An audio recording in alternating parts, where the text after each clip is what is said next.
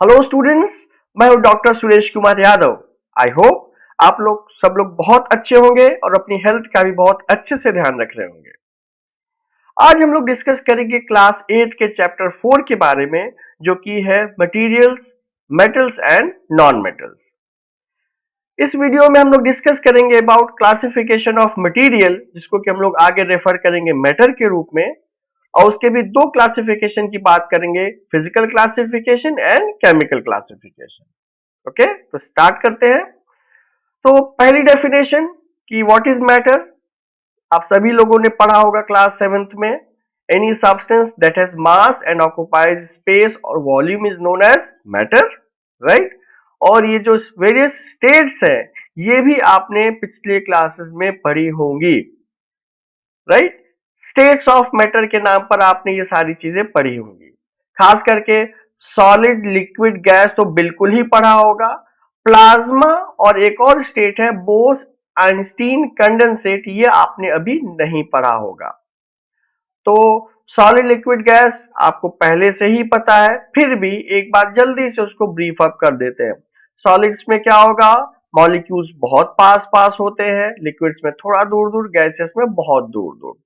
Solid में intermolecular forces सबसे ज्यादा, लिक्विड में थोड़े कम और गैसेस में इंटरमॉलिक्यूलर फोर्सेस सबसे कम। सॉलिड के केस में इंटरमॉलिक्यूलर स्पेसेस सबसे कम, गैसेस के केस में इंटरमॉलिक्यूलर स्पेसेस सबसे ज्यादा। सॉलिड की डेंसिटी सबसे ज्यादा, गैस की डेंसिटी सबसे कम। सॉलिड की कंप्रेसिबिलिटी सबसे कम, गैस की कंप्रेसिबिलिटी सबसे ज्यादा। सॉलिड की रिजिडिटी सबसे ज्यादा, गैस की रिजिडिटी सबसे कम। सॉलिड का fixed volume, fixed mass, gas का no fixed mass, no fixed volume, sorry, solid का fix shape and fixed volume, liquid का no fix shape but fixed volume, gas का ना ही वॉल्यूम फिक्स है ना ही शेप फिक्स है। तो ये सब आप लोगों ने पिछले वीडियोस में, पिछले क्लासेस में पढ़ा हुआ होगा, राइट। तो मैं इसमें बहुत अभी इन डेप्थ नहीं जा रहा हूं। प्लाज्मा और बोस आइंस्टीन कंडेंसेट ये आप लोग पढ़ोगे अपनी next class, that means class 9th में। बात करते हैं अगर केमिकल क्लासिफिकेशन के बारे में, तो आप मैटर को दो मेन पार्ट में डिवाइड कर सकते हो। जैसा कि नाम ही बता रहा है, matter can be divided into pure substances and impure substances. Pure का क्या मतलब हो गया, प्योर का मतलब हो गया कि substance which is made up of only one type of particles. ऐसा सब्सटेंस जो सिर्फ और सिर्फ एक टाइप के पार्टिकल से मिलकर बना है, उसको आप क्या कहोगे, प्योर सब्सटेंस। फॉर एग्जाम्पल, अगर घर में आपके दूध देने वाला था, उसको दूध कब प्योर दूध कब मानोगे, जब उसमें पानी नहीं मिला होगा। मतलब सारे दूध के मॉलिक्यूल्स, अभी आप समझ लीजिए, दूध के मॉलिक्यूल्स अगर सिर्फ प्रेजेंट होंगे तो वो प्योर माना जाएगा। दूसरा एग्जांपल देखिए, अगर हमने एक गोल्ड का ब्लॉक ले लिया और सारे के सारे जो एटम्स हैं वो सब गोल्ड के ही हैं, अगर सारे एटम्स गोल्ड के ही हैं तो हम इसको क्या कहेंगे, प्योर सब्सटेंस कहेंगे, है ना। तो definition wise, any substance which is composed of single type of particles, उसको आप क्या कहोगे, प्योर सब्सटेंस। अगर इम्प्योर की बात करते हैं, नाम से ही पता चल रहा है कि उसमें एक से ज्यादा टाइप के पार्टिकल्स होने चाहिए। सिंपल, घर में दूध वाला आता है, अगर दूध के साथ वो थोड़ा सा पानी भी मिला दे तो आपको दो टाइप के सो कॉल्ड पार्टिकल्स मिल जाएंगे, दूध के भी मिलेंगे और वाटर के भी मिलेंगे। तो अगर एक से ज्यादा टाइप के पार्टिकल्स प्रेजेंट हैं तो उसको आप क्या कहोगे, इम्प्योर सब्सटेंस। इसी में ही एग्जांपल आप देख लीजिए कि अगर पहले ये प्योर था जो कि गोल्ड का था, हमने इसी में कुछ कुछ कॉपर मिला दिया, कुछ कुछ कॉपर मिक्सअप कर दिया, तो ये क्या हो जाएगा, इम्प्योर हो जाएगा, क्योंकि इसमें गोल्ड के भी पार्टिकल्स प्रेजेंट है और कॉपर के भी पार्टिकल्स प्रेजेंट है ना। तो इम्प्योर का मतलब हो गया जिसमें कि एक से ज्यादा टाइप के पार्टिकल्स होने चाहिए, तभी उसको आप क्या कहोगे, इम्प्योर सब्सटेंस। ठीक है।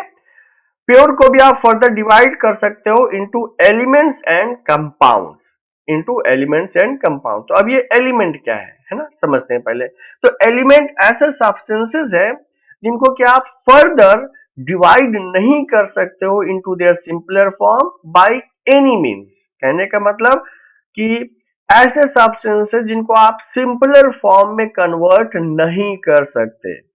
फॉर एग्जाम्पल फिर से देखते हैं इसी गोल्ड के ब्लॉक को। अब ये कॉपर हटा दीजिए, मान लीजिए ये भी गोल्ड, ये प्योर गोल्ड है, राइट। तो आप चाहे इसका जितना भी छोटा सा पीस तोड़ोगे, रहेगा तो वो गोल्ड का ही ना। उसमें कोई ऐसा तो नहीं कि आप पीस तोड़ोगे तो वो सिल्वर या कॉपर बन जाएगा, नॉट पॉसिबल। तो ऐसे सब्सटेंसेस जिनको आप फर्दर सिंप्लीफाई नहीं कर सकते हैं बाय एनी मीन्स, उनको आप क्या कहोगे? एलिमेंट्स, है ना। तो elements are pure substances that can not be further divided into simpler forms by any methods, ठीक है। सेकेंड बात करते हैं कंपाउंड्स। तो कंपाउंड्स भी प्योर सब्सटेंसेस हैं which are made up of one और more type of elements but in fixed ratio. Compounds are made up of one or more type of elements but in fixed ratio, है ना। फिर आप ये सवाल पूछ सकते हैं कि सर, जैसे कंपाउंड का एक सिंपल एग्जांपल हम बात करते हैं H2O, राइट। तो आप ये कह सकते हैं कि सर ये तो पहले से ही दो एलिमेंट से मिलकर बना हुआ है, तो ये प्योर कैसे हुआ, है ना। बात बिल्कुल सही, एकदम लॉजिकल बात है, बट इनका रेशियो फिक्स है। तो मैं आपको एक सिंपल एग्जांपल से बताता हूं कि मान लीजिए अगर हम ह्यूमन बींग्स की बात करते हैं, ठीक है, कितने सारे कंपोनेंट्स हम लोग मिलके बने, बहुत सारे कंपोनेंट्स हैं। लेकिन अगर दो इंडिविजुअल की बात करें, दो ह्यूमन की बात करें, तो क्या हो गए, वो देखने में अपीयरेंस वाइज तो सेम रहेंगे। मतलब मान लीजिए ये हमारे पास वाटर का मॉलिक्यूल है, ये दूसरा वाटर का मॉलिक्यूल है, एंड सो ऑन। लेकिन अगर आप इसको एज एन इंडिविजुअल देखोगे तो क्या होगा, ये बिल्कुल सिमिलर नहीं होगा। H2O पहले केस में भी है, H2O दूसरे केस में भी है, तो इसको पूरी एक आइडेंटिटी, एक यूनिट मान लीजिए, इसको भी एक यूनिट मान लीजिए, है कि नहीं। तो बिल्कुल एक ही जैसा तो हो रहा है ना। इसीलिए आप इसको भी क्या कहोगे, प्योर सब्सटेंस। लेकिन जैसे एलिमेंट्स के केस में आप इसको फर्दर डिवाइड नहीं कर सकते थे, कंपाउंड के केस में आप इसको फर्दर डिवाइड कर सकते हैं, but by chemical means only, compounds are those pure substances which can be broken down into simpler elements by chemical means only, right। फिर बात करते हैं मिक्सचर के बारे में। तो मिक्सचर क्या है, इम्प्योर सब्सटेंस, जैसे प्योर के दो पार्ट्स थे, एलिमेंट्स एंड कंपाउंड। मिक्सचर का इम्प्योर का एक ही है, which is known as mixture. तो कंपाउंड और मिक्सचर में बहुत डिफरेंस नहीं है। Mixture can be made up of two और मोर एलिमेंट्स और टू और more compound but in a variable ratio, that means different ratio, ठीक है। एलिमेंट्स को भी फर्दर क्लासिफाई किया गया है into metals, non metals and metalloids. Elements को आप फर्दर डिवाइड कर सकते हैं into metals, non metals and metalloids. और मेटल्स, नॉन मेटल्स और मेटेलॉइड्स को हमें डिटेल में पढ़ना है क्लास 8th में, राइट। तो हम लोग डिस्कस करेंगे सब्सिक्वेंट वीडियोस में कि मेटल्स क्या है, नॉन मेटल्स क्या है, उनकी प्रॉपर्टीज क्या है, मेटेलॉइड्स क्या है, इनको डिस्कस करेंगे। In the same way mixture के जो दो टाइप्स हो सकते हैं, होमोजीनियस एंड हेट्रोजीनियस।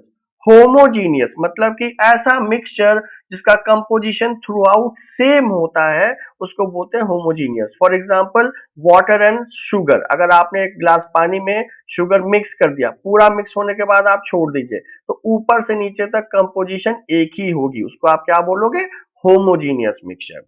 मेरी फोटो के पीछे बना हुआ है हेट्रोजीनियस मिक्सचर, राइट। हेट्रोजीनियस का मतलब नाम से ही पता चल रहा है कि डिफरेंट। तो अगर आप सैंड और वाटर को मिला दीजिए, चाहे आप जितना भी मिक्स कीजिए, थोड़ी देर छोड़ेंगे तो क्या होगा, सैंड नीचे सेटल डाउन हो जाएगा, वाटर ऊपर रहेगा, मतलब कंपोजिशन जो होगा वो डिफरेंट होगा। तो ऐसे मिक्सचर जिनका कंपोजिशन डिफरेंट होता है उनको आप बोलते हैं हेट्रोजीनियस मिक्सचर, राइट। तो बहुत ही छोटा सा वीडियो था, सिंपल वीडियो था, और हर बार की तरह अगर आप ये कुछ क्वेश्चन सॉल्व कर पा रहे हैं, दैट मीन्स आपको वीडियो समझ में आया है। और अगर ये सॉल्व नहीं कर पा रहे हैं, दैट मीन्स आपको वीडियो दोबारा देखने की जरूरत है, या फिर एक बार बुक को भी रिफर कर सकते हैं, ठीक है। तो हम लोग मिलते हैं सब्सिक्वेंट वीडियोस में for upcoming topics. Till then stay fit, stay healthy and enjoy chemistry.